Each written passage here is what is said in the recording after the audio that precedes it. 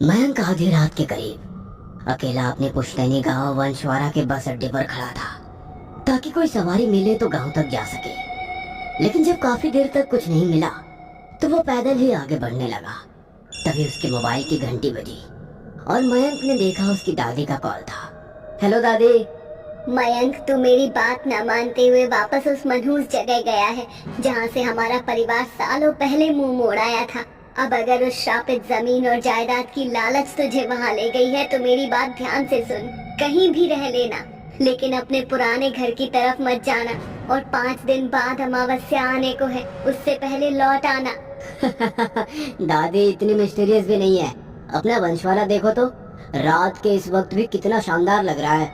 चारों तरफ फैली हरियाली। और इतने में कॉल कट गया और उसके बाद नेटवर्क आया ही नहीं।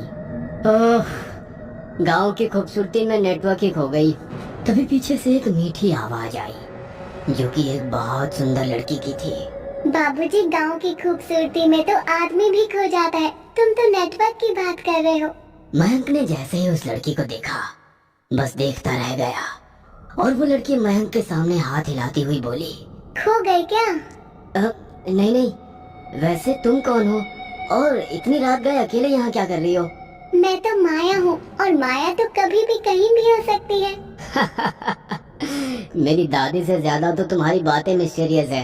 और फिर माया मयंक के साथ चलने लगी और बातों ही बातों में मयंक ने उसे अपने घर और परिवार के बारे में बताया। और माया उसे उसके घर के बाहर ले जाकर बोली, लो, आ गया तुम्हारा घर।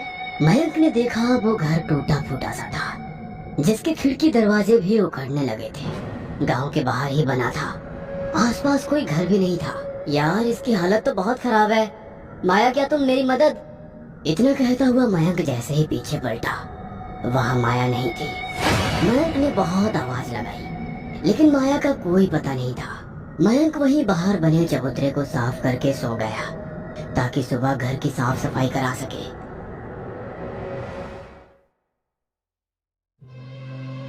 अगली सुबह जब मयंक की आंख खुली तो उसने देखा उसे घेर कर कुछ लोग खड़े हैं और उसे देखकर आपस में बातें कर रहे हैं। मयंक जल्दी से उठकर खड़ा हुआ और बोला, जी मैं मयंक हूँ, इस घर का मालिक। मेरे घर वाले सालों पहले यहाँ से चले गए थे लेकिन अब मैं लौट आया हूँ अपने पुश्तैनी घर और बाकी की जमीनों को बेचकर हमेशा के लिए यहाँ से जाने। मयंक की बात सुनकर उन भीड़ में मौजूद एक बुजुर्ग हैरानी से बोले, क्या कहा तुमने? तुम इस घर के मालिक हो? मतलब तुम शांति देवी के पोते हो और तुम ये घर बेचने आए हो? इतना कहकर वो बुजुर्ग हंसने लगे और बोले, बच्चे चले जाओ, अगर अपनी जान प्यारी है तो यहाँ से चले जाओ। तुम्हारी गलत फहमी है कि ये सब तुम्हारा है। जाओ जाओ, चले जाओ। मयंक नाराज होता हुआ बोला, क्या मतलब है आपका कि मेरी गलत फहमी है? ये मेरा ही तो है, मेरे दादा परदादा का है। लेकिन उन बुजुर्ग ने मयंक के किसी बात का जवाब नहीं दिया और वहां से चले गए। मयंक ने गांव वालों से बात की और बोला, देखिए मुझे कुछ मजदूर मिलेंगे मेरे घर की साफ सफाई के लिए। पहले तो सबने मना कर दिया लेकिन जब मयंक ने अपने बटुए से बहुत सारे नोट निकाल कर दिखाए तो उस लालच में कुछ लोग तैयार हो गए और जल्दी मयंक के घर को साफ सफाई करके रहने लायक बना दिए। और मयंक ने अपना सारा सामान एक कमरे में जमा लिया। उस रात मयंक जैसे ही सोया उसे लगा जैसे उसके छाती पर कोई बैठा हुआ है और उसका गला दबा रहा है। मयंक ने अपनी आंखें खोली तो उसने देखा उसकी छाती पर एक बड़ी ही डरावनी सी औरत बैठी हुई है और उसका गला दबा रही है। मयंक के गले से आवाज नहीं निकल रही थी। वो औरत मयंक का गला दबाती हुई बोली, तू मेरे जमीन और मेरे घर को बेचने आया है? तू बेचेगा? मयंक को लगा जैसे अब उसकी सांसें उखड़ जाएगी। तभी मयंक को किसी ने जोर से जगाया, मयंक, मयंक उठो। और मयंक एक झटके में उठकर बैठ गया और उसे पता चला कि उसका सपना था। और उसके बगल में बैठी माया हैरानी से उसे देख रही थी। माया को देखकर मयंक बोला, माया, मुझे लगा जैसे कोई मेरा गला दबा रहा है। मुझसे कह रहा है कि मैं यहाँ मरने आया हूँ और ये सारी चीजें हमारी नहीं है। माया ने मयंक से कुछ नहीं कहा और चुपचाप चली गई। मयंक समझ नहीं पा रहा था कि ये सब क्या हो रहा है।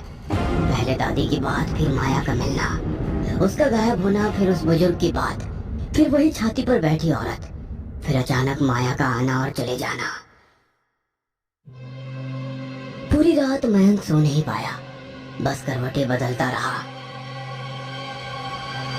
अगली सुबह मयंक गांव में घूम घूम कर सबसे बातें करने लगा कि आखिर सब ये क्यों हो रहा है, और वो बुजुर्ग कौन थे और क्यों कह रहे थे कि ये घर और ये जायदाद हमारी नहीं है। लेकिन किसी ने मयंक को कुछ खास जानकारी नहीं दी। गांव में नेटवर्क भी नहीं था कि वो अपनी दादी से बात करके सब जान पाता। थक हार कर मयंक अपने घर आ गया। आज पूरे दिन उसने केवल जानकारी इकट्ठी करने में ही लगा दी थी। और शाम को आते ही जैसे ही वो अपने कमरे में गया, उसकी आंखें खुली की खुली रह गई। उसके सामने एक एक करके कमरे की हालत बदलने लगी। वह पूरा कमरा रोशनी में नहा उठा था और रंग बिरंगे फूलों से सजा हुआ था। और देखते ही देखते उस पूरे कमरे में किसी आदमी और औरत के खिलखिलाने की आवाज गूंजने लगी। ऐसा लग रहा था जैसे दोनों आपस में हंसी मजाक कर रहे हैं। और अचानक से उस औरत की चीख की आवाज गूंजी, और वो आवाज इतनी तेज थी कि मयंक को लगा जैसे उसके कान के पर्दे फट गए। मयंक चीखता हुआ बोला, बंद करो, कौन है यहाँ, चुप हो जाओ। मयंक ने अपने दोनों कानों को बंद करके अपनी आंखों को बंद कर लिया था। कुछ देर बाद जब उसने अपनी आंखें खोली तो उसने देखा कि वो अपने घर में नहीं है, बल्कि किसी खेत जैसे जगह पर है जहाँ दो लोग मिट्टी खोद रहे हैं। और वही बगल में एक औरत की लाश पड़ी हुई है। दोनों लोगों ने मिट्टी खोदकर उस औरत की लाश को उसमें दफना दिया और आपस में बोले, अब चलो यहाँ से, किसी को कोई खबर नहीं होगी कि ये कहाँ गई। इस कुरूप औरत के सपने तो देखो, मुझसे शादी करके मेरे साथ विदेश जाएगी। वो दोनों जैसे ही पलटे, मयंक हैरान रह गया, क्योंकि उसमें एक मयंक के पापा थे और दूसरे मयंक के चाचा थे। मयंक को कुछ भी समझ नहीं आ रहा था ये सब क्या हुआ।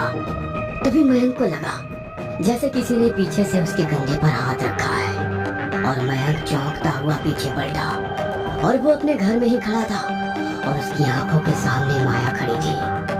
माया ने मयंक का हाथ पकड़ा और बोली, चलो यहाँ से।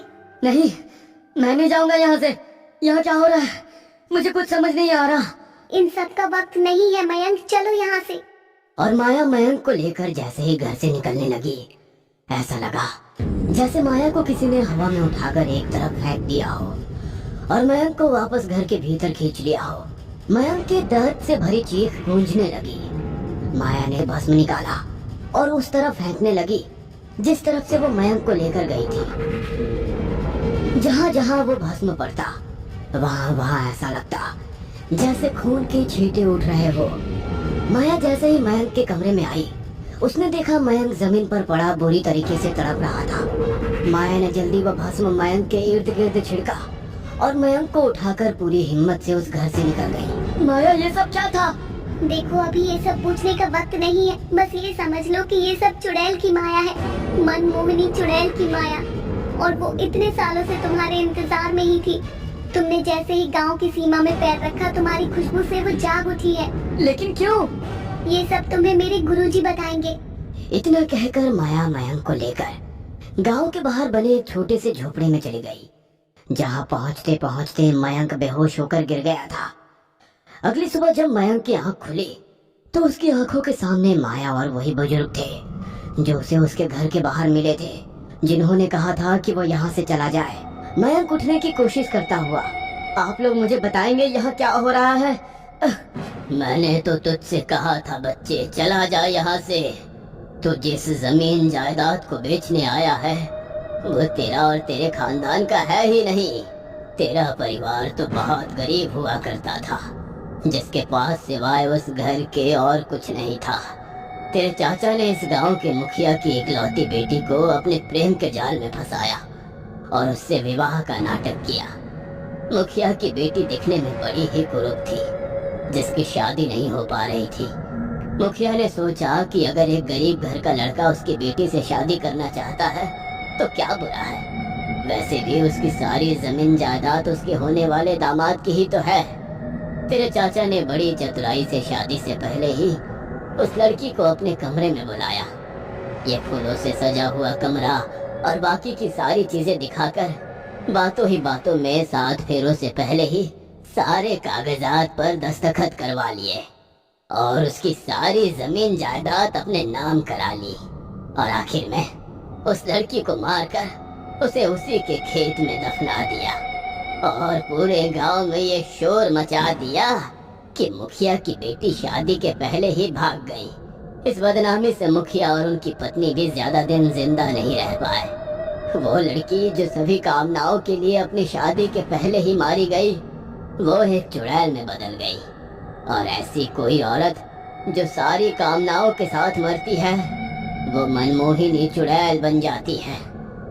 ये सब होने के 2 दिन बाद ही तेरे चाचा यहाँ से चले गए और सुनने में आया कि वो विदेश जाकर शादी करके अपना परिवार बसाकर रहने लगे। लेकिन मनमोहिनी चुड़ैल ने अपना बदला तेरे पिता से लिया और उन्हें बदतर मौत दिया। उसके बाद तेरे दादा ने कोशिश की ये सब बेचकर यहाँ से निकलने की, लेकिन वो भी बुरी तरीके से मारे गए और आखिर में तेरी दादी और तेरी माँ तुझे यहाँ से लेकर चले गए। इसलिए ये सब कुछ तेरा नहीं है, ये सब उसी का है और वो अपने हिस्से की एक चीज नहीं किसी को देखने देगी और उसका इंतकाम है तेरे पूरे वंश को नष्ट करना और तेरे पूरे खानदान के मौत के बाद ही वो शांत होगी। इतने सालों से वो सोई हुई थी, लेकिन तूने यहाँ आकर उसे फिर से जगा दिया। मेरे पास ईश्वर की दी हुई कुछ शक्तियाँ, कुछ विद्या है और मैंने जान लिया तू आ रहा है।